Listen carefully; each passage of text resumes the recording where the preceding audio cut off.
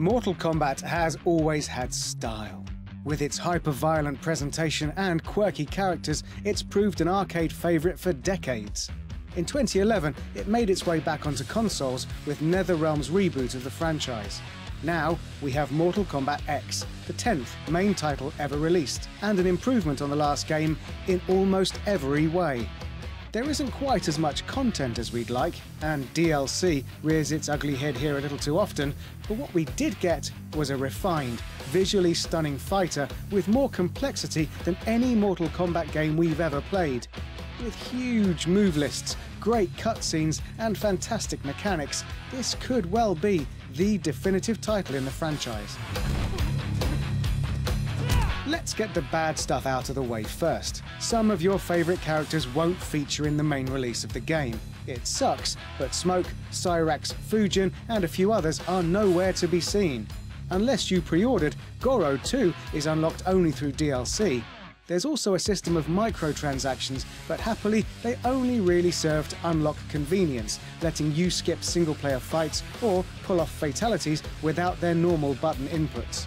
None of it affects the actual gameplay. And let's be clear, it's absolutely fantastic gameplay. Every single hit, combo and special has seen reworking, tweaking, refining. The game's got a nice broad list of commands for every character, 24 of them in total without counting DLC.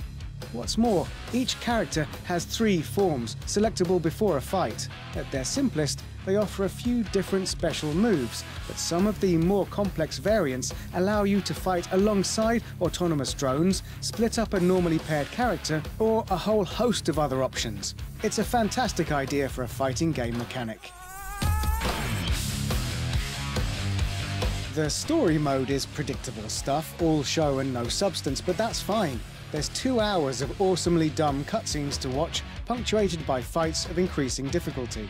It's not really the main draw of the title, but coupled with the stylish Crypt mode, where you wander a grid-based dungeon to unlock new items for use in the game, it offers a decent body of content for your purchase. There's concept art to dig up, extra characters to access, and new fatalities to unlock.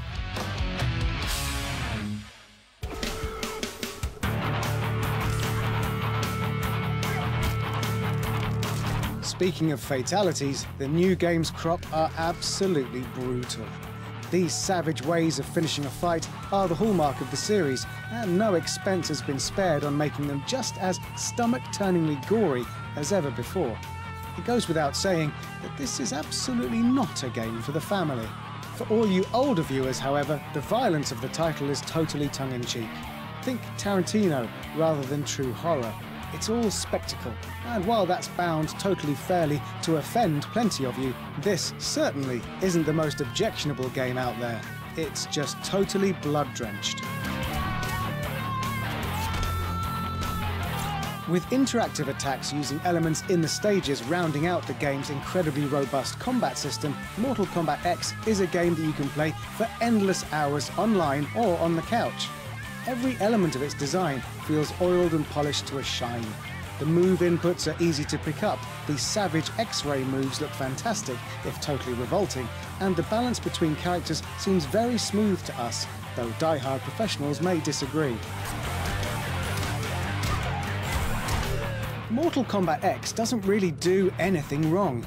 Sure, it lacks a few characters, which sucks, but the newcomers that replace them are insanely awesome, from the bug-like Devourer to the whip-wielding Takeda. The moves look amazing, the gameplay flows perfectly from frame to frame, and there's enough schlocky, ridiculous action to keep even the most avid gorehounds out there coming back for more. If you can handle the cynical removal of Cyrax and co., this is definitely the pinnacle of Mortal Kombat history.